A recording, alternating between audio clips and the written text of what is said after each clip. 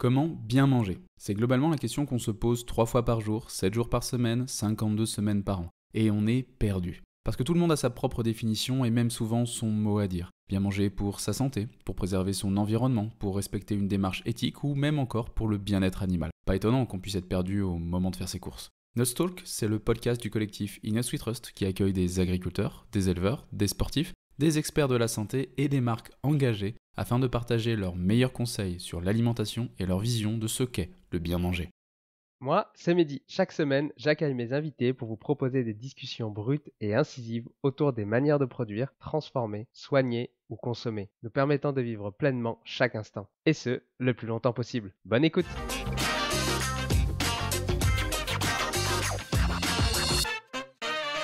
Baptiste Gros est un athlète de ski de fond, spécialiste du sprint. Avec 10 ans de carrière internationale et 2 participations aux Jeux Olympiques, il a obtenu plusieurs podiums en Coupe du Monde. Baptiste dévoile les coulisses de sa discipline, les exigences des championnats du monde, les entraînements intensifs qu'il suit, l'importance de l'alimentation pour performer et sa passion qui l'a amené à faire des choix difficiles. Dans cet épisode, découvre l'entraînement pour atteindre les championnats du monde, les meilleures habitudes à avoir pour performer, les choses à mettre en place pour bien récupérer. Qu'est-ce qu'une assiette équilibrée pour un sportif de haut niveau? Quels compléments sont nécessaires pour atteindre son meilleur niveau? Et pourquoi le sport de haut niveau pollue énormément? N'oublie pas de t'abonner. Bonne écoute! Salut Baptiste, je suis ravi de t'accueillir aujourd'hui dans notre talk. Comment tu te sens? Eh ben, écoute, je me sens super bien déjà. Merci beaucoup de m'accueillir, ça fait hyper plaisir d'être là. En tant qu'athlète spécialiste de ski de fond, tu as participé à plusieurs Coupes du Monde et tu as également obtenu plusieurs podiums. Est-ce que tu peux nous présenter ton palmarès? Ouais, alors bah, déjà, je commence par mon âge du coup. J'ai 33 ans, moi je suis en fin de carrière, je suis retraité, donc j'ai 10 ans de carrière internationale derrière moi, 10 ans en équipe de France, pendant lesquels j'ai participé à 2 Olympiades, Sochi et Pyeongchang, donc pour les JO d'hiver, voilà, pour représenter la France. Et j'ai des podiums en Coupe du Monde en ski de fond, dans ma discipline spécialement, donc en sprint. Je dois avoir 7 podiums en Coupe du Monde, tant par équipe et la majorité en individuel. Et j'ai une gagne en Coupe du Monde aussi. Pour situer, la Coupe du Monde, c'est un circuit, voilà, c'est des compétitions qu'il y a tout l'hiver. Et, euh, et c'est les mêmes personnes qu'on va retrouver sur les championnats du monde et c'est les mêmes personnes qu'on va retrouver aussi sur les Jeux Olympiques. Donc le niveau est le même, voilà, selon les Coupes du Monde évidemment, mais globalement, c'est pour situer un petit peu, ça se compare au reste des compétitions internationales. Comment est-ce qu'on fait pour atteindre les championnats du monde? Comment on fait pour se qualifier? C'est quoi le niveau? Alors en coupe du monde, en fait, il y a des quotas qui sont vraiment par pays et qui sont propres en fonction du niveau du pays. Donc, plus un pays est fort, plus il va avoir de quotas pour emmener ses athlètes. Sur les championnats du monde, c'est un peu plus serré. En fait, c'est 4 quotas. C'est comme aux Jeux Olympiques. Donc, il faut faire partie des 4 meilleurs Français dans sa discipline. Parce qu'après, il y a des disciplines qui sont hyper divergentes. Ce qu'ils font, c'est vraiment un sport assez particulier à ce niveau-là. On va retrouver des gens qui sont capables de faire 40-50 km, qui vont être sur des profils comme des coureurs à pied assez minces, des profils très endurants. Et on a des sprinteurs, voilà, comme moi qui est gros bloc de 80 kilos, un peu costaud, bien explosif, et sur des disciplines qui vont durer 3 minutes avec plusieurs manches, beaucoup d'acide lactique, etc. Donc, il y a nos 4 quotas pour la discipline. Et après, il y a un total, je ne sais pas si les quotas ont évolué, mais il me semble que c'est 12 quotas par pays pour l'ensemble des disciplines. Donc, en ce qu'ils font, quand on va avoir 6 ou 7 courses différentes avec des profils totalement différents, bah, il faut faire partie de ces 12 quotas et le sélectionneur doit composer avec ça. Alors moi, je connais pas du tout le ski de fond. Est-ce que tu peux détailler un petit peu comment se passent les épreuves, en quoi ça consiste exactement? Ouais, bah, je vais peut-être reposer la base. Le ski de fond, c'est 2 disciplines majoritairement. Le skating. Le skating, c'est ce qu'on voit en biathlon, la manière de patiner, donc sans la carabine sur le dos. Et l'alternative, ce qu'on fait dans les traces. Voilà, c'est un peu le ski de fond à l'ancienne, traditionnel. Du moins, c'est l'image que ça dégage. Si on regarde un peu les coupes du monde modernes, ça n'a plus rien à voir avec ça. Et en termes de discipline, on va avoir présenter ma discipline phare, on va dire ça comme ça, donc le chaos sprint. Le chaos sprint, c'est une manche C'est une manche de qualification où tout le monde va s'élancer sur à peu près 1 km 500 et on va mettre à peu près 3 minutes à le faire, généralement un petit peu moins. Et sur cette manche de qualification, on va garder que les 30 meilleurs temps. Pour donner un petit ordre d'idée, entre le premier et le 30e, sur les compétitions bien serrées, on arrive à avoir 5 ou 6 secondes entre le premier et le 30e. Donc, voilà, sur 3 minutes de course, on n'a pas du tout le droit à l'erreur. Ça fait un tri qui est déjà assez difficile. Donc, rentrer dans le top 30, c'est un premier pas, on va dire. Et ensuite, on a des manches où on est 6 à s'élancer et les 2 premiers sont sélectionnés pour la manche suivante. On a un quart de finale, une demi-finale et une finale. Donc voilà, il faut passer les manches pour aller jusqu'en finale et en finale, faut rentrer sur le podium. Et à ce moment-là, notre podium est validé. Ensuite, il y a des disciplines un peu plus traditionnelles, soit en individuel, donc on part à un départ chronométré sur 10 km, 20 km, ou voilà, il y a du 40 km, du 50 km aussi. Et soit en mass start, donc là, c'est tout le monde part, on a plusieurs lignes, on est 10, 12 côte à côte par ligne, avec des lignes derrière. Donc des fois, il y a 100 bonhommes qui vont partir ensemble pour aller tourner sur plusieurs boucles, pour aller faire les 10 km, les 20 km, les 30 km. Et là, voilà, le premier arrivé gagne. On a aussi une autre discipline aussi, et c'est les courses populaires, généralement sur des formats du 40 km à encore plus long, dans des courses mythiques comme la Vasalopette. Et là, il peut y avoir 12 000 personnes au départ. Voilà. Pour donner un peu l'ordre d'idée, c'est c'est un peu la guerre, quoi. Ça, Ça se bouscule un j'ai peu, pas non, encore avec fait. 12 000 personnes. Ouais, ça chauffe un peu. C'est vraiment, vraiment impressionnant. Et après, ce qui est dingue, c'est que dans ces disciplines-là, on va dire les premiers qui arrivent, généralement, les tout meilleurs, ils ont des fonctionnements par team comme on peut avoir en vélo. Voilà, ils ont des équipes. Il y a du phénomène d'aspiration à bloc, ça joue hyper tactique. Et, et c'est sûr qu'après, ça permet à des fois à des coureurs de Coupe du Monde qui ont fait les JO, qui ont même gagné les JO, de courir avec des gens qui potentiellement chaussent les skis pour la première fois ou la deuxième fois, s'ils ne sont pas trop fous pour s'entamer à 40 km sans avoir fait de ski avant. Donc ouais, c'est assez sympa. Comment se déroulent les entraînements dans cette discipline? Toi, quand tu as commencé, ou même quand ton objectif c'était d'atteindre les podiums, en quoi consistait ton entraînement? Alors, globalement, on est quand même sur un sport d'endurance, on va dire ça comme ça. On a une énorme partie de la préparation qui est tournée autour d'endurance. Alors volontairement, je ne vais pas trop parler d'entraînement quand j'étais gamin parce que ça diffère beaucoup de l'entraînement d'adulte. Euh, mais pour donner un ordre d'idée, un athlète du monde qui rentre régulièrement dans la Coupe du Monde, je pense qu'ils vont être entre 700 heures et peut-être plus de 1000 heures d'entraînement pour certains. On est sur de l'entraînement polarisé énormément, donc du 80-20. Les pourcentages ils peuvent varier. Je sais que les Norvégiens, par exemple, ils vont aller chercher beaucoup plus de travail intensif. C'est un boulot à temps plein, euh, clairement, parce que quand on commence à faire 800 heures d'entraînement et qu'on veut récupérer et qu'on veut assurer toute la logistique autour de cet entraînement, ça prend énormément de temps, d'argent et voilà, on n'a pas forcément le temps de faire un job à côté. Et ce qu'il faut savoir, c'est on a vraiment la contrainte de l'hiver. Donc, on a 4 mois de compétition. On sait que pendant 4 mois, voilà, on va avoir des compétitions tous les week-ends, ou voilà, 1 à 2 fois par week-end. Et du coup, on a 7 mois avant ces 4 mois où on se prépare. Et donc, dans ces 7 mois, on va accumuler une grosse base d'aérobie, du travail intensif, du travail en musculation, beaucoup de force et plein d'autres choses sur les aspects techniques aussi, parce qu'il faut skier, parce qu'il faut s'entraîner en ski à roulette aussi. On a du travail spécifique, c'est un peu particulier. Donc globalement, ce qui est vraiment difficile en ski de fond, c'est que, comme je dis, on peut partir sur une course où on va faire 1,5 km à bloc avec d'autres mecs, ou on peut partir sur une course où on va en faire 40. Et du coup, c'est d'arriver à garder cette polyvalence ou de se spécifier pour vraiment performer sur une discipline. Donc on cherche, globalement, même si les procédés d'entraînement sont les mêmes, on cherche vraiment, vraiment à bosser des qualités pour aller former sur nos disciplines. 1000 heures Sur par les s moyens d'entraînement, ouais, pardon. Non, vas-y, je t'en prie. Je dis juste sur les moyens d'entraînement parce que c'est quand même ça qui est intéressant. Et pour ceux qui connaissent pas, c'est un peu du roller améliorés. On est sur la route ou sur des pistes cyclables ou des pistes spécifiques au ski à roulettes. Il y en a avec des pas de tir pour le biathlon aussi, on est sur les mêmes pistes que les biathlètes.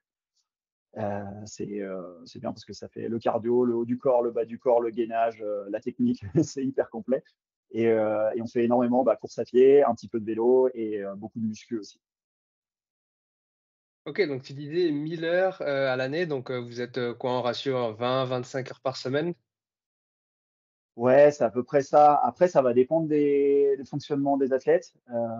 Mais globalement, ouais, sur les semaines volume, ouais, entre 20 et 27 heures d'entraînement. Euh, Après, on a plusieurs fonctionnements, comme dans le sport d'endurance en général. Il y a, je sais pas si pour ceux à qui ça parle, forcément, on a des cycles 3 semaines, une semaine. On est sur vraiment 3 semaines de volume et puis une semaine de décharge qui a 50% du volume max qu'on a tapé sur les 3 semaines. Euh, ou après sur des cycles un petit peu plus lissés, voilà, avec des volumes un peu constants. C'est un peu deux stratégies différentes, mais qui globalement marchent très bien. Donc du volume constant pour arriver jusqu'au début d'hiver en forme. Et après, on nivelle la charge d'entraînement. En gros, comme je disais, on a une grosse base d'aérobie et finalement, notre charge d'entraînement, on va beaucoup la régler en allant soit diminuer un peu l'intensité, soit en diminuant un petit peu la force ou voilà, les exos qui vont faire du dégât. Vous êtes à 2 entraînements par jour, combien de fois par semaine ou autrement? Globalement, une semaine, généralement, on est à 2 entraînements par jour. On aime bien charger un peu plus les entraînements du matin. Donc voilà, on est vite à 2h30, 3 heures d'entraînement le matin, plutôt 1h30, des fois 2 heures l'après-midi. Ça va varier. On peut faire des journées de 3 heures comme des journées de 5 heures. Souvent, je pense que la plupart des athlètes voilà, vont faire 5 jours et demi, 6 jours d'entraînement par semaine et vont avoir un jour off complet. Parce que physiquement, on en a besoin, mais mentalement, on en a réellement besoin aussi. Voilà, donc quand on enchaîne ces semaines comme ça, c'est énorme. Et en termes d'impact, si c'était que de l'aérobie un peu douce, comme on a sur le vélo, ça irait. Mais en fait, le problème de ce qu'ils font, c'est qu'on pourrait aller chercher au-delà. Je disais qu'il y a des athlètes qui vont faire plus de 1000 heures d'entraînement. Euh, mais je trouve que c'est hyper chaud parce que le ski roue, il y a des impacts. Quand on tape sur le béton, ça vibre dans les coudes, ça vibre dans les genoux, etc. La course à pied, il y a des impacts.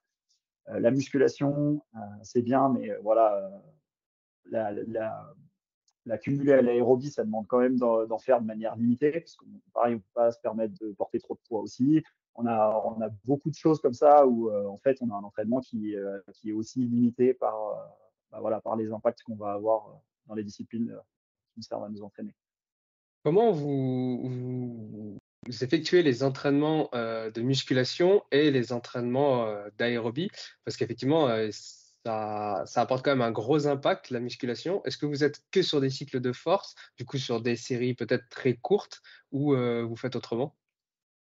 Alors on avait un peu de tout. Je pense qu'on a pas mal exploré le sujet en musculation, que ce soit sur des cycles attaqués par l'hypertrophie, développés avec de la bulgare, la force-vitesse, des contrastes de charge ou de force-vitesse, aller chercher de la force, puis de l'excentrique, et puis finalement on revenait sur de la puissance après, on optimisait les secteurs puissance-vitesse ou puissance-force, donc avec des accéléromètres, etc. Et on variait énormément. Et aujourd'hui, je pense que globalement, ça s'est un peu réduit. On se rend compte qu'avec l'impact du volume d'entraînement qu'on a, faire de l'hypertrophie, c'est pas forcément une très bonne idée. On se fait déjà assez mal comme ça. Euh, faire de pareil, faire de l'excentrique, c'est pas forcément une bonne idée non plus, parce qu'on ne cherche pas à détruire de la fibre et à construire de la masse musculaire. En fait, on optimise surtout les aspects nerveux. Donc ouais, énormément de force. Donc voilà, on va bosser sur les grandes lignes de la force, du 25 répètes répartis en plusieurs séries sur un exercice pour optimiser à bloc nos secteurs nerveux. Des grandes récup, 3-4 minutes de récup. Mais globalement, les séances, je pense que chez les fondeurs, elles sont un peu toutes les mêmes. On fait des petits blocs de 2 exos, voilà, 10-12 exos max, c'est des grandes bases de musculation. On fait des choses assez simples finalement, et on se rend compte que c'est ce qui marche le mieux. Euh, et évidemment, ça va dépendre aussi des athlètes, parce que voilà, moi, quand j'ai attaqué ma carrière au début, on faisait quasiment pas de musculation. On commençait à faire de l'endurance de force. C'était basé sur ce que faisait l'aviron. Et en fait, petit à petit, on a fait venir des préparateurs physiques du ski alpin, etc., qui nous ont dit, mais les gars, c'est pas parce que vous soulevez des grosses charges que forcément vous allez devenir énorme et que vous allez plus pouvoir bouger sur les skis, quoi. Donc on s'est mis à travailler la force, voilà, sur une, deux, trois séances par semaine. Et, euh, et on a commencé à avoir des beaux bébés. Je sais que dans le groupe sprint, commençait à avoir des mecs, Richard Jouve, là, qui est un monstre actuellement au niveau mondial, qui est un Français. Lui, je l'ai déjà vu avec des barres de squat à 240 kilos. Voilà, pour un mec qui fait du ski de fond, ça dénote un petit peu de l'image qu'on a du gars tout fin. Voilà.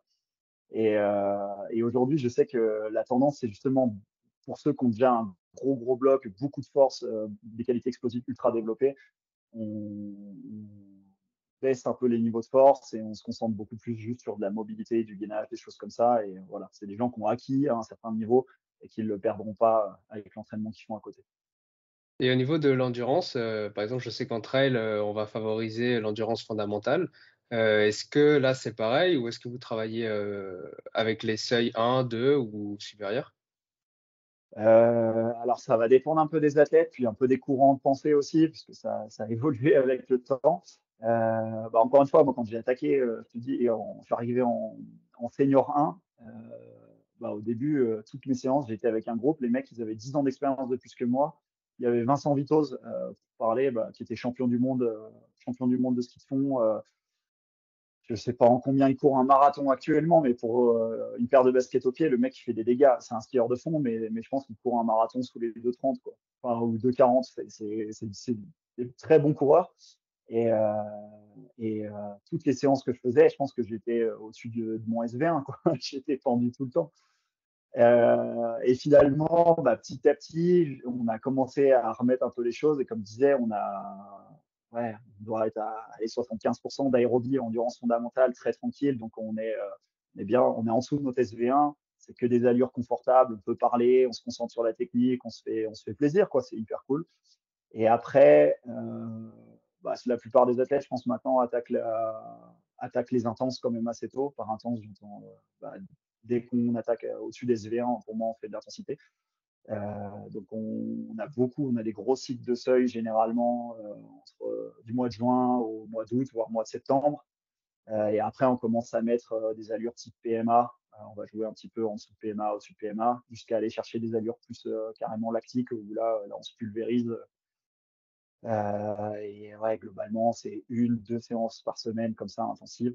Ça va dépendre un petit peu de combien de musculation on fait et combien de séances de vitesse aussi on fait, parce qu'on fait beaucoup de travail de vitesse, du 10 secondes à bloc, des choses comme ça, avec beaucoup de récup. Quelles habitudes, quotidiennes, toi, t'ont permis d'atteindre, tes podiums?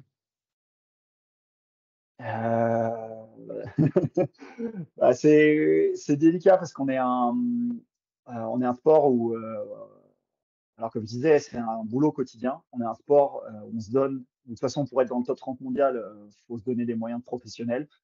Donc, faut s'entraîner quotidiennement, faut faire que ça.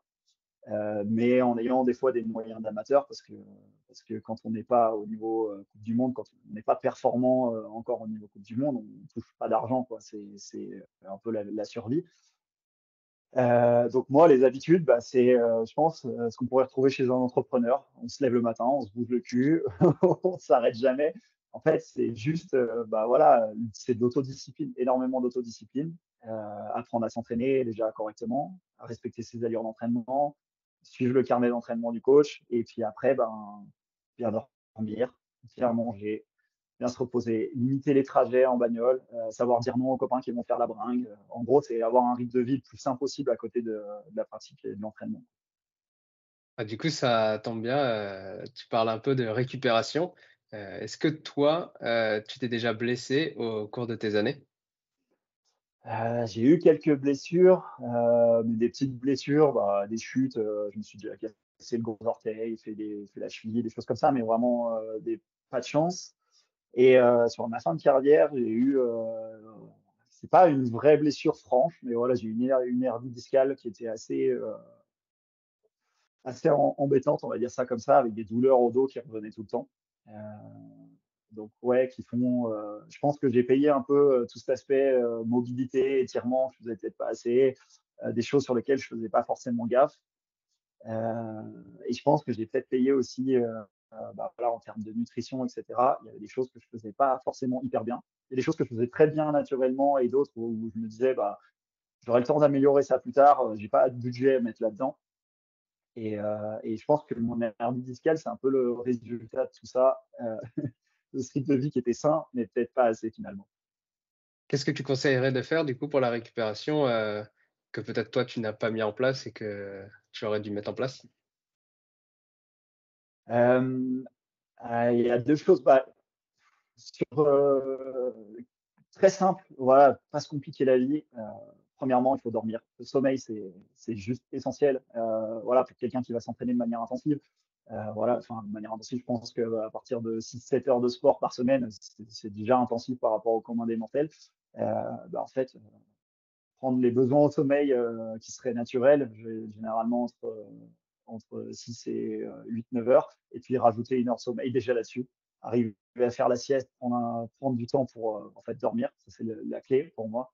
Et après, en termes de nutrition, c'est tout bête, mais faire des petits calculs un petit peu de ses besoins, ou bosser avec un nutritionniste, mais voir tous ses besoins en macronutriments déjà, essentiel, tout bête, mais bah, je pense qu'en sport, on oublie un petit peu, qu'on peut vite faire des déficits énergétiques de base, et parce qu'on a tendance à vouloir en faire plus, à s'affûter, à être plus performant, et on oublie que notre corps, il a besoin, et qu'il vaut peut-être mieux avoir quelques pourcents de masse grasse en plus finalement que quelques-uns en moins. Et pareil sur l'alimentation, bah, soigner, faire des choses simples, pas hésiter à suivre les besoins de son corps. Donc si à un moment, bah, vous vous entraînez 4-5 heures par jour, bah, en fait, 3 repas par jour, c'est plus suffisant pour avoir un apport calorique, un apport glucidique, un apport protéique suffisant. Donc c'est, arriver à casser un petit peu le mythe des 3 repas par jour, arriver à manger à l'entraînement, chose que je faisais pas, arriver à mettre de la boisson d'effort ou se la créer soi-même, chose que je faisais pas forcément des fois aussi. Voilà, il y a des choses de base, mais en fait, on se rend compte après coup qu'on a des besoins qui sont hyper élevés, et finalement, bah, si on n'y répond pas, on prend des risques aussi. Et au niveau Par rapport de à ça, si j'allais revenir, pardon. ouais, vas-y, vas-y. Ah, je pense aussi, tout bête, mais aujourd'hui, on a beaucoup de tendances. Bah, il y a des tendances qui reviennent, hein, l'électrostimulation, les bas de contention, la cryothérapie. On a des choses comme ça, voilà, qui sont des budgets de fou. Et en fait, finalement, pour récupérer, est-ce que c'est vraiment essentiel? C'est quoi le pourcentage de récupération que ça va nous apporter par rapport au temps qu'on y passe, et par rapport à l'implication au budget qu'on y met? Et finalement, bah, comme je disais, il y a des choses simples, ouais. Sommeil, alimentation, et puis après étirement, mobilité, rendre son corps fonctionnel, ça c'est hyper important. Mais ouais, et rester sur des choses simples, quoi. Il y a pas assez de temps quand on s'entraîne beaucoup finalement des fois pour, partir dans tous les sens et faire des choses qui vont pas nous apporter grand-chose. On va parler, un peu du côté alimentation. Ouais. Du coup, on a bien compris que c'était important. Pour toi, c'est quoi, un peu ta définition de bien manger? Bah, beaucoup de choses. Bien manger, c'est déjà manger, savoir s'écouter, manger en fonction de son métabolisme. Donc c'est pas bien manger, c'est manger ce que ton corps a besoin, c'est pas ce que le corps de l'autre a besoin. On a tous des métabolismes différents, il y a des grandes bases sur l'alimentation, sur la nutrition, mais globalement, il faut savoir s'écouter. On a un truc incroyable qui s'appelle la faim ou la soif, et ça nous permet déjà de définir une bonne base de ce qui est important pour nous, pour notre corps. Et après, bah, comme je disais, en fonction de notre activité sportive, on est amené à des dépenses caloriques des fois qui sont peut-être assez surprenantes. Nous, on avait calculé par jour, on devait dégommer 7000 calories. Euh, et ça, faut les remplir. Et comme je disais, ben, en fait, bien manger dans ces cas-là, c'est savoir manger 4 fois par jour, accepter de mettre du glucide dans les séances à des proportions qui sont quand même assez intéressantes. Parce que c'est sûr que manger une barre, juste une petite barre, quand on commence à avoir l'hypoglycémie, quand on fait un sport d'endurance, bah, c'est pas assez, c'est déjà trop tard. Et, euh, et finalement, donc déjà, là, c'est juste sur les aspects vraiment macronutriments. Et après, bien manger, pour moi, c'est aussi tous ces aspects bah, micronutriments. Savoir qu'est-ce qu'on met dans son corps. En gros, aujourd'hui, pour moi, on peut pas espérer faire du sport à haut niveau et bouffer n'importe quoi, bouffer des plats préparés, bouffer des choses qui sont ultra transformées, etc. C'est manger des choses simples, c'est prendre le temps de cuisiner soi-même, ou d'avoir quelqu'un qui cuisine pour soi quand on a des colocs, une copine, un copain qui est à la maison, qui nous aide bien. Mais en fait, c'est aller chercher des aliments qui sont vraiment de bonne qualité, les transformer le moins possible et pouvoir justement en tirer un maximum de nutriments et pas aller jouer sur des trucs. Bah, aujourd'hui, on a beaucoup de compléments alimentaires, on a beaucoup de choses qui sont proposées. Voilà, pour aller plus vite, pour que ce soit plus confortable, plus simple. Bah, ouais, c'est sûr, on a des plats typés sportifs, soi-disant, etc., sur l'emballage. En fait, à faire ça, bah, on se fait pas un cadeau parce que finalement, on oublie un petit peu l'essentiel. Euh, on a des besoins, euh, on trouve énormément de choses finalement dans ce qu'on peut cuisiner de frais, de simple pour les combler. Et on n'a pas forcément besoin d'aller ouvrir de l'emballage, d'aller dans un supermarché, acheter des produits qui sont étiquetés sport pour avoir une nutrition qui est bien pour soi. J'aimerais bien qu'on rentre, dans l'assiette un peu de Baptiste. Est-ce que tu peux nous dire, toi, ben, quand tu dépensais autant de calories, qu'est-ce que tu mangeais vraiment, concrètement, quoi, sur la journée? Les moments où je mangeais le plus, alors il faut vraiment distinguer deux choses. Entre un jour de récup, une semaine de récup, et un jour d'entraînement ou une semaine d'entraînement. En gros, je vais quand même parler de mon assiette sur un jour de récup, une semaine de récup. Globalement, c'est un peu l'assiette Monsieur Tout le Monde, des couleurs, des fruits et légumes de saison, bien variés, etc. Je mangeais mes 3 repas par jour aussi parce que socialement, c'est dur de faire de faire toujours différent des autres. Mais voilà, c'est des assiettes assez simples avec des portions qui sont pas mirobolantes. Par contre, c'est sûr qu'une journée d'entraînement, bah, un petit déj, des œufs, du fromage blanc, des fois des céréales type flocons d'avoine, des choses comme ça, du pain, des tartines avec, avec du beurre de cacahuète ou de la purée d'amande, un ou deux fruits. En fait, j'avais des petits déj à rallonge. Vraiment, mon petit déj, c'est un vrai repas. Donc Et tu c'était te sentais déjà pas trop bien lourd après, chargé. un gros petit déj comme ça? Bah, j'ai la chance de manger, de pouvoir aller courir derrière et ça me fait rien du tout. C'est peut-être l'habitude. Après, les jours de course, par exemple, je laissais au moins 3 heures de digestion et là, je choisissais un petit peu plus mes aliments. Mais ouais, globalement, c'était déjà bien un gros petit déj bien chargé. Assez vite dans la séance, manger au bout d'une heure, attaquer à manger des bars, manger beaucoup des pâtes de fruits, des choses comme ça. Euh, et puis accepter de manger régulièrement dans l'effort. Donc, je pense que les années où j'ai été le meilleur, c'est vraiment ce que je faisais. C'était une alimentation où en fait je ramenais du sucre parce qu'en séance j'avais besoin de ça. Parce que quand on fait une séance d'endurance, bah, on a besoin, c'est simple, hein, en aérobie, on a besoin d'oxygène, de gras et de sucre. Et même si la proportion de sucre elle est minuscule, bah, le moment où on n'a plus de sucre dans l'organisme, ça marche plus et il n'y a plus d'équilibre. Et finalement, bah, là, on commence à rentrer en hypoglycémie, à créer de la surfatigue. Donc, un apport en sucre qui était quand même assez régulier. Et le midi, comme finalement mon apport en sucre par rapport à mes 2, 3 heures d'entraînement, il était jamais suffisant, je rentrais, j'avais la dalle comme jamais malgré tout. Et, euh, et ouais, c'était un peu le sport à l'ancienne, donc des pâtes, énormément de pâtes. Au début de ma carrière, souvent de la viande blanche, des choses comme ça. J'ai toujours évité les viandes rouges parce que ben voilà, au niveau des protéines, des déchets que ça provoque dans la digestion. J'avais tendance à limiter vraiment ces viandes-là. C'est bête, mais un peu tout ce qu'on éviterait peut-être chez des gens lambda. Mais moi, je prenais les mentales, j'en tartinais, la crème, j'en tartinais sur les pâtes, l'huile, j'en tartinais sur les pâtes, des légumes aussi à côté, voilà, un dessert sucré, pas sucré, dur, mais ouais, des proportions. Je sais pas, je pouvais manger 300 grammes de pâtes, 400 grammes de pâtes, il n'y avait pas de souci. Aujourd'hui, je me suis un peu plus formé en nutrition. C'est quelque chose que je ne referais pas forcément, même loin de là. Mais ouais, j'avais tendance à vraiment charger. Et puis le soir, pareil, à recharger à nouveau, quoi. Les jours d'entraînement, il fallait du glucide à bloc. Le corps, il en démontait tellement que. Et entre-temps, comme j'avais fait ma sieste, je sortais le midi, pardon, j'allais faire une sieste. et je sortais de la sieste, j'avais faim. J'avais à peine digéré ce que j'avais sur le bide et puis je remangeais avant de repartir en séance l'après-midi, quoi. Donc un goûter. Sur mon goûter, hormis les œufs du matin au petit-déj, c'était à peu près la même chose que mon petit-déj. C'était un repas. En gros, 4 repas par jour. Après, j'ai eu testé monter à 5 repas, même 6 repas par jour, avec des plus petites quantités, etc., pour varier aussi les apports.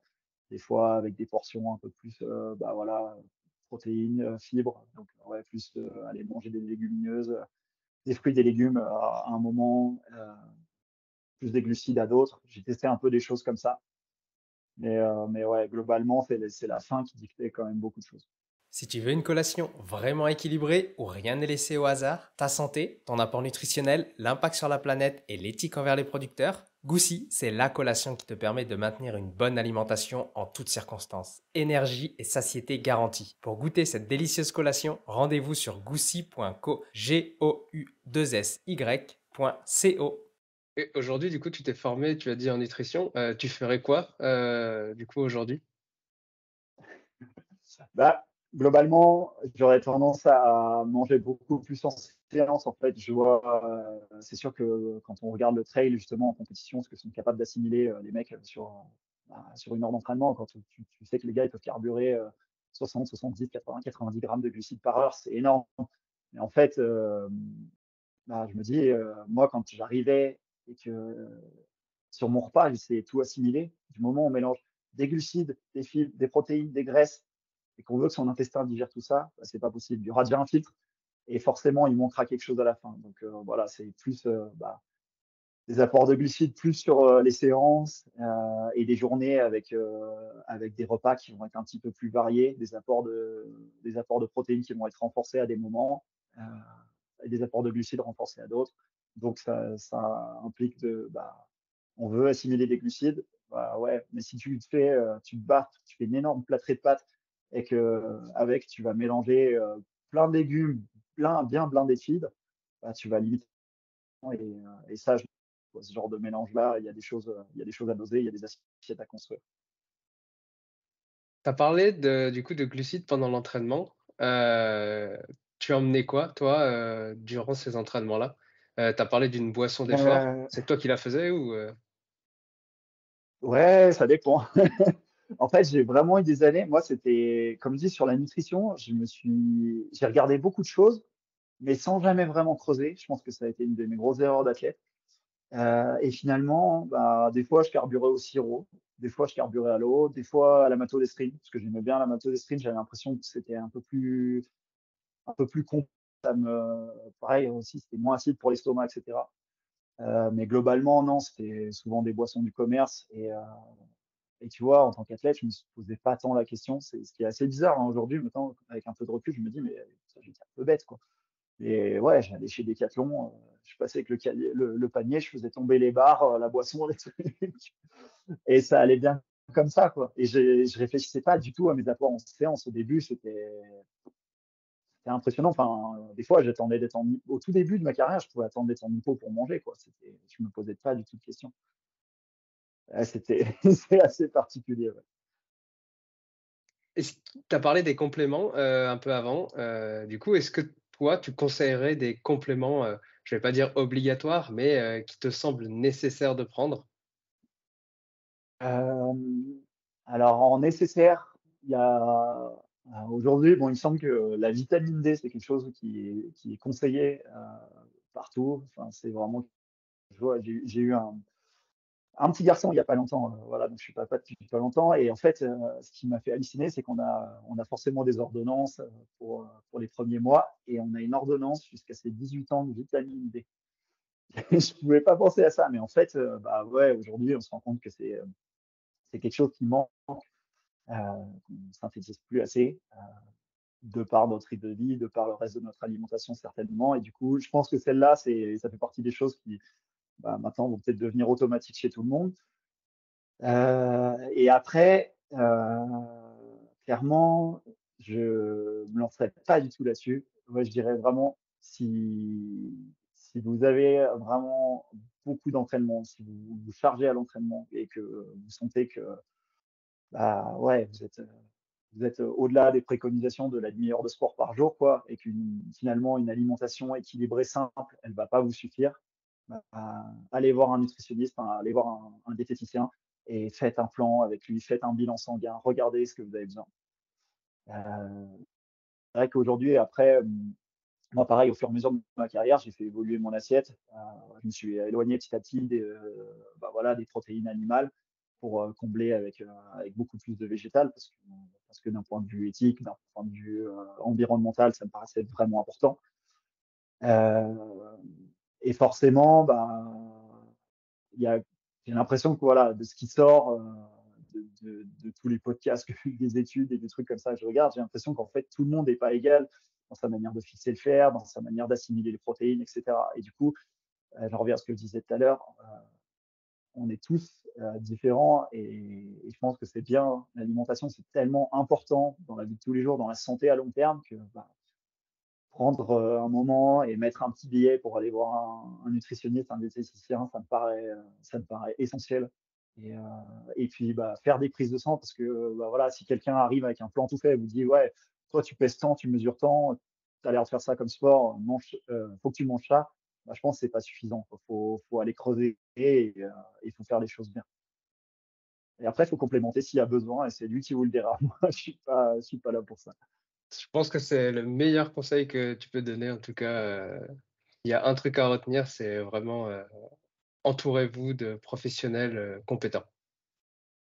Entourez-vous de professionnels compétents et dans votre pratique en général, après, voilà, si vous faites du sport pour vous, pour votre plaisir, c'est toujours quelque chose, mais si vous faites du sport dans un optique de compétition, euh, on n'en a pas parlé, mais dans les piliers de la performance, voilà, il y a tellement d'aspects pour être performant, il y a tellement d'aspects différents qui rentrent en compte.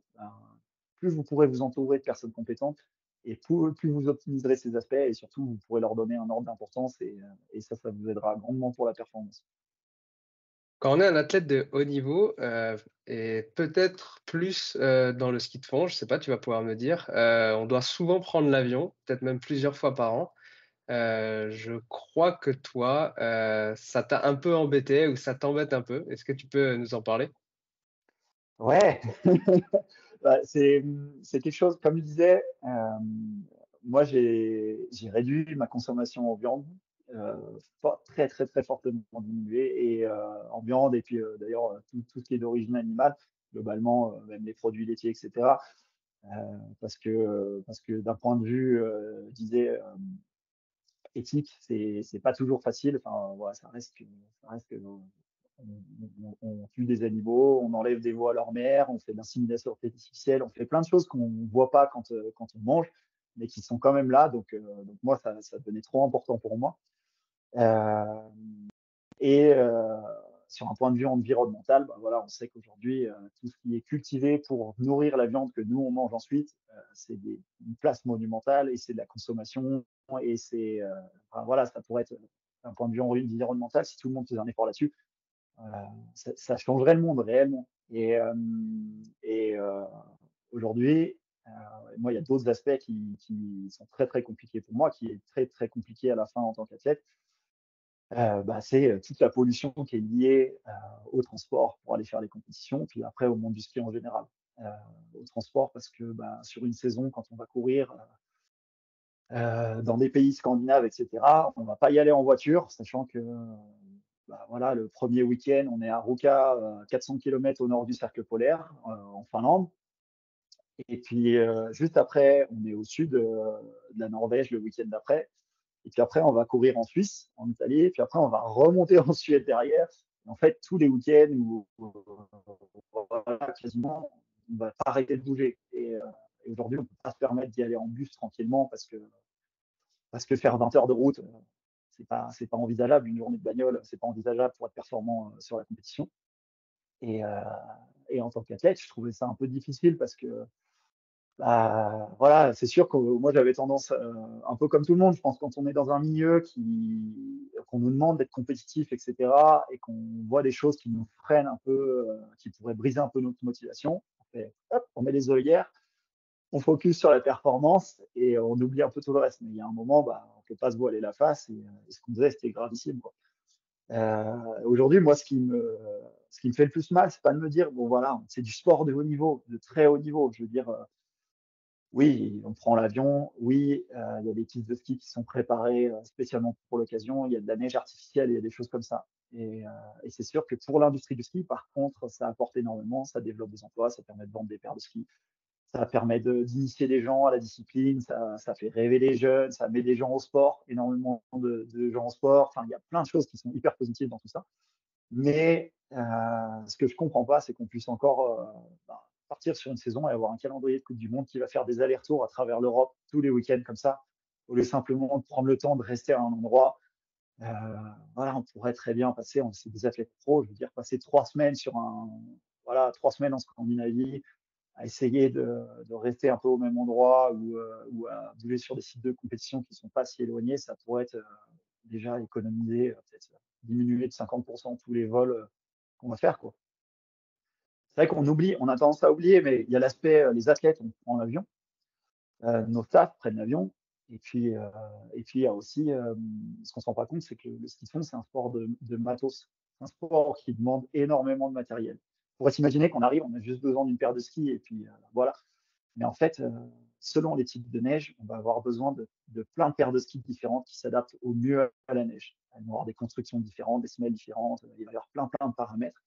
Et ces paires de skis-là, un athlète, un top athlète, je pense qu'il va en avoir peut-être, je sais pas, 30, 35, 40 en skating, et puis 30, 35, 40 paires de skis en classique.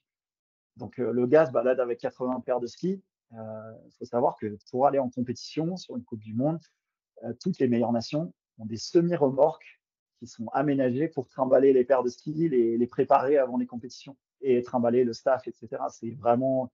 Donc, dès qu'on fait les allers-retours, les semi-remorques, ils suivent aussi, quoi. Après, je jette pas la pierre, on n'est pas. Voilà. Le problème, c'est que c'est un sport, on nous demande d'être performant. Le staff, il est là pour aider les athlètes. Et si faut mettre des moyens dans le fartage, dans le nombre de paires de skis, les marques nous soutiennent. Voilà, il y a tout qui est fait pour aller là-dedans. Et moi, ce que je reproche, c'est pas qu'on se fasse ça et que finalement chaque nation essaye d'optimiser pour améliorer les performances de ses athlètes, parce que ça, c'est juste le but du sport de haut niveau.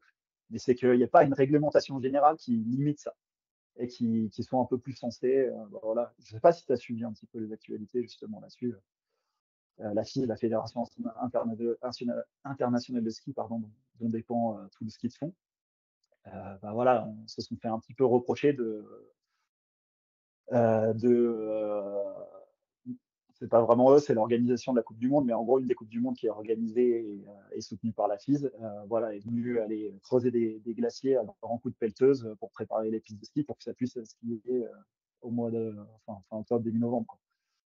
Et ouais, à l'heure actuelle, c'est quand même assez difficile de se dire, en fait, on ne peut pas simplement adapter le calendrier et attaquer la Coupe du Monde plus tard. Non, il faut qu'on aille défoncer un glacier pour faire ça. Moi, ça, voilà, c'est un peu le plus dur pour moi. Merci beaucoup pour ta transparence. En tout cas, ça fait vraiment plaisir d'entendre une personne parler du sujet ouvertement. Après, ouais, de toute façon, il faut bien aussi, hein. Je pense que beaucoup d'athlètes s'en rendent compte. Après, peut-être que certains sont dans le déni, d'autres n'ont pas envie de se l'avouer, mais euh, il y a des choses simples, hein, même sans avoir besoin de lire un rapport du GIEC, etc. Moi, quand j'avais 15 ans, on skiait à Tignes, à 3100 mètres d'altitude. La devise de Tignes, c'était du ski 365 jours par an. Donc voilà, encore à l'époque. Et nous, on skiait en juillet, en août, on montait faire une semaine de ski. Donc le glacier, c'est pas un glacier en pente comme ça, hein, c'est un truc assez plat, c'est un dôme. Il y a juste une dameuse qui passait pour faire une boucle là-dessus. On allait skier au mois de juillet.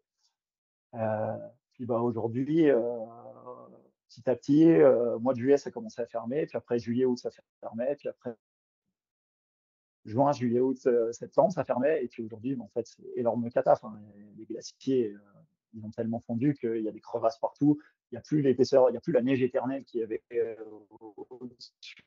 c'est tout gris, tout moche, il y a des cailloux qui ressortent de partout. J'y suis retourné il n'y a pas longtemps et sans mentir, il y a peut-être 20, 25 mètres de glace en moins. Donc voilà, je pense que toute personne qui vit un peu à la montagne, qui est un peu sensée, qui voit les glaciers, qui voit ce genre de choses, et qui a un certain âge, ne peut pas trop se voiler la face par rapport à ça, quoi. Ça fond et ça fond d'année après année. Il n'y a pas un moment où la neige revient, quoi. Est-ce qu'on prend du plaisir en tant qu'athlète de haut niveau?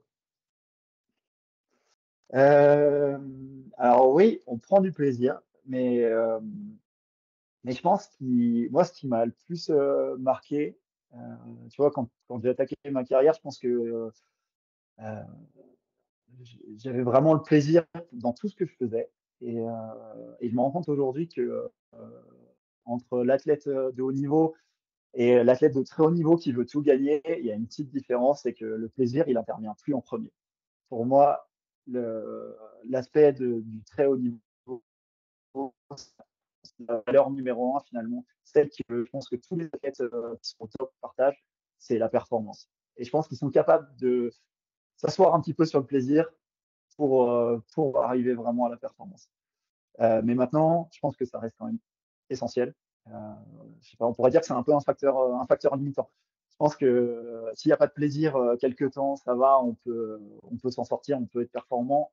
Si on commence à faire toute une prépa, plusieurs mois, à s'enquiller des 70, 80, 100 heures d'entraînement dans le mois sans prendre de plaisir, bref, on finit par exploser, quoi. On est comme tout le monde. Donc ouais, ça reste quelque chose d'extrêmement important, même si ce ne sera pas le facteur numéro un à mes yeux. Du coup, difficile, pour un athlète de très haut niveau d'avoir, un équilibre, vie professionnelle, et vie perso? Euh, ouais, bah, je peux pas parler au nom de tout le monde, mais pour moi, ça a été quelque chose d'assez compliqué. Bon, j'ai peut-être, dans ce que j'ai sorti avant, j'ai peut-être l'air un peu à l'arrache sur ce qui était nutrition, etc. Mais en fait, il faut savoir que moi, j'étais quand même vraiment un peu tout seul, dans le sens où j'avais un coach qui me faisait mes programmes d'entraînement. J'avais des stages, on avait une semaine à 10 jours de stage par mois. Mais bon, donc déjà, bon, bah, voilà, il y a un tiers du temps, on n'est quasiment pas à la maison. Mais en fait, tout le reste, tous les paramètres, c'est moi qui les gérais, mes relations avec les sponsors, avec les marques, etc. Quand j'étais à la maison, je veux dire, j'avais pas de coach à disposition. Quoi. Fallait vraiment que je m'entraîne, que je me bouge. Puis il y a tout ce qui fait partie du quotidien, forcément. Et comme tout le monde, on a, on a des choses, malheureusement, de la paperasse et des trucs comme ça à faire. Mais finalement, bah, ça prenait énormément de temps. Cette gestion, elle prenait énormément de temps, énormément d'énergie. Comme j'ai dit tout à l'heure, bah, limiter les trajets en bagnole pour la récupération, limiter en fait tout ce qui va créer de la fatigue et qui est un petit peu inutile à la performance. Bah, c'est quelque chose que j'avais compris et je trouvais efficace. Donc il y a un moment où j'en suis arrivé peut-être à un extrême, de dire bah, euh, dans mes relations, même mes relations amoureuses à l'époque, bah, je pense qu'il y a des choses, en fait, ça me prend trop de temps. Aller te voir, ouais, mais on habite à 1 heure et demie, 2 heures l'un de l'autre. En fait, ça me prend trop de temps. Et je suis désolé, le ski, c'est numéro un, il faut que je sois performant, donc je limite.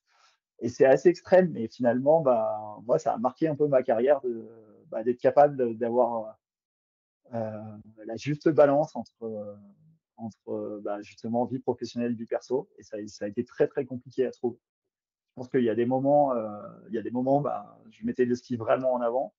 Ça amenait des grosses performances. Je pense que voilà, un compétiteur qui s'investit à 200% dans sa discipline, bah, généralement, ça paye. Mais ça paye un moment. Et puis après, on se fait un peu rattraper par tout ce qu'on a mis de côté. Et finalement, on reste humain. Et, euh, et l'environnement dans lequel on évolue, tout notre environnement social, bah, c'est important de le préserver. C'est important d'avoir cette vie-là aussi. Donc ouais, c'est difficile de gérer les deux. Et pour quelqu'un qui souhaite, du coup, se mettre, au ski de fond, quel premier pas, tu lui recommanderais? Par quoi il devrait commencer pour s'améliorer? Euh, alors, le ski de fond, c'est un sport qui peut être très, très, très frustrant sur les tout débuts. C'est un sport extrêmement complet, comme je disais. Le matos, c'est hyper important. La technique est hyper importante. Et il faut la caisse, il faut l'agilité, il faut la technique aussi. On ne se rend pas compte, mais c'est hyper technique. Et du coup, pour quelqu'un, le premier truc, c'est de la patience. Avoir beaucoup de patience et se préparer à ce que ce soit pas évident, à ce qu'on ne comprenne pas ce qui se passe sous nos pieds, sous les skis, etc. au tout début, parce que c'est pas comme le ski alpin, les skis, il n'y a pas des gros cars en métal où on les plante dans la neige et on appuie fort et ça tient. Non, nous, il y a des cambres, le ski il bouge, ça dérape tout le temps. Si on est sur de la glace, on se pète la gueule tout de suite. C'est vraiment pas agréable. Donc c'est bah, passer par un moniteur de ski, forcément. Il y a des écoles de ski, il y en a plein, des écoles de ski de fond. Aller voir le loueur et lui demander du matériel bien adapté, du bon matériel, parce que des fois, vous êtes débutant, et ils ont tendance à filer du vieux matos en se disant comme ça, il ne casse rien de coûteux, et finalement, c'est pas un cadeau, parce que du bon matériel, des bons skis, ça aide aussi à avoir une meilleure prise d'appui, à mieux ressentir les choses. Et quand on a le bon moniteur, le bon matériel, après, c'est juste accepter d'y mettre un peu de temps, quelques heures, quoi. Voilà, il y a des personnes qui arrivent au bout d'une heure, ils ont tout compris et puis ils peuvent partir et se faire plaisir. Et puis il y en a d'autres, surtout quand on n'a jamais été sur la neige, voilà, pas hésiter à prendre du temps, comprendre la glisse, comprendre comment ça marche. On est sur du matos qui est ultra light. Les talons sont détachés, les bâtons, bah, ils sont immenses. Voilà, au début, c'est hyper encombrant, c'est hyper particulier. Donc voilà, juste de la patience et profiter et savoir profiter des petites améliorations que vous allez trouver petit à petit. Et puis après, une fois que vous aurez compris comment ça marche, c'est tout bon. Je suis sûr que vous adorerez ça. Avec l'expérience que tu as maintenant, est-ce que tu changerais, quelque chose? Là, tu as dit que ça te prenait, beaucoup de temps, de t'entraîner et que du coup, des fois, le social, tu le mettais un peu de côté. Est-ce que tu changerais ça ou est-ce que tu referais, la même chose? Je pense que ça dépend le contexte. Je pense que je pourrais refaire les mêmes erreurs, mais dans le même contexte, on va dire ça comme ça. Euh, j'ai pas trop parlé du déroulement de ma carrière sur certains trucs, mais moi j'ai été pro du ski de fond à partir de mes 25 ans. Ça veut dire que avant ça, je touchais quelques primes de course quand je faisais des belles courses, voilà, des trucs comme ça, mais en gros, je survivais. Je pense que ce que je gagnais sur l'année, c'était peut-être 400 euros par mois, quoi. Donc, il n'y a pas de quoi vivre avec 400 euros par mois. Pas s'il faut se payer un loyer en montagne, etc., pour être à côté des pistes de ski. Mais du coup, je pense que j'avais tout le temps la rage. Vraiment, j'étais énervé. J'étais énervé de la performance parce que je voulais réussir, je voulais aller décrocher des contrats, je voulais voilà, être parmi les meilleurs. Donc ça m'a vraiment nourri. Ça a fait partie de ma réussite, je pense. Donc, ça serait dur de changer ça. Mais c'est sûr que sur la partie, à partir du moment où j'étais professionnel, je pense que si aujourd'hui je devais reconstruire cette période-là, je m'entourerais tout de suite, justement. J'irais chercher un vrai nutritionniste, un vrai diététicien. Je pense que j'irais soigner beaucoup d'autres aspects et je prendrais plus le temps d'aller voir un peu le monde autour, plus de temps avec ma famille, plus de temps voilà, avec les amis, etc. Parce que finalement, je me rends compte que à la fin, c'est peut-être quelque chose aussi qui m'a bouffé un petit peu sur le haut niveau, puisque le haut niveau, c'est pas, comme je disais, hein, c'est la performance avant tout et le plaisir, c'est pas en option, mais il vient dans un second temps, quoi. Donc ouais, je changerai des choses. Merci beaucoup pour ton partage. On va passer à la question de fin de l'épisode. C'est quoi pour toi ton petit plaisir coupable alimentaire, ta collation, ton snack favori? Ça peut être aussi, un plat alimentaire. J'en ai plusieurs. Ça m'embête. Non, si, le gros point noir, c'est le café. Je pense que je suis pas loin de l'addiction au café. C'est un réflexe. En plus, là, maintenant, on vient de réparer la machine à café. Alors, autant dire, je suis branché sur le bouton. Tu mets la tête en dessous, c'est de la perfusion. Il y a ça, et non, il y a un plaisir que j'apprécie vraiment et que j'apprécie encore beaucoup maintenant quand je m'entraîne, que je fais une bonne grosse séance de sport. En fait, j'apprécie d'avoir faim et de rentrer et de pouvoir manger vraiment, me faire plaisir, manger en quantité et pas me poser de questions. Ça, c'est le meilleur aspect du sport, je trouve. C'est qu'en fait, quand on se dépense tellement et qu'il faut remplir tout ça, bah, gérer son poids, etc., c'est plus un problème, quoi. On est à l'équilibre quasiment automatiquement. On a juste envie de manger. Et, ouais, ça, c'est vraiment le plaisir que je préfère. Bah, super, merci beaucoup. Baptiste, si, les internautes, veulent, avoir un petit peu plus de Baptiste, où est-ce qu'ils peuvent te retrouver? Alors, ils peuvent me retrouver sur Instagram. Ça doit être Batgros, BAPT, tiré du bas GROS. Mais vous allez voir du Baptiste Gros, mais vous allez avoir beaucoup de vidéos de chiens aussi. J'ai 2 chiens, je fais énormément de vidéos avec eux, je fais énormément de sport avec eux, donc il y a plein de conneries que je fais avec eux, donc vous allez voir ça. Et sinon, je pense peut-être monter un petit Instagram justement sur l'entraînement. C'est vrai on a parlé un peu d'entraînement sur le général, mais pour être un peu plus précis. Et c'est une page que j'avais lancée qui s'appelle Tonton Skieur et qui est en Super. développement. On mettra tous les liens dans les notes, de l'épisode en tout cas. Top. Eh ben, je te remercie beaucoup et puis moi je te dis peut-être à une prochaine.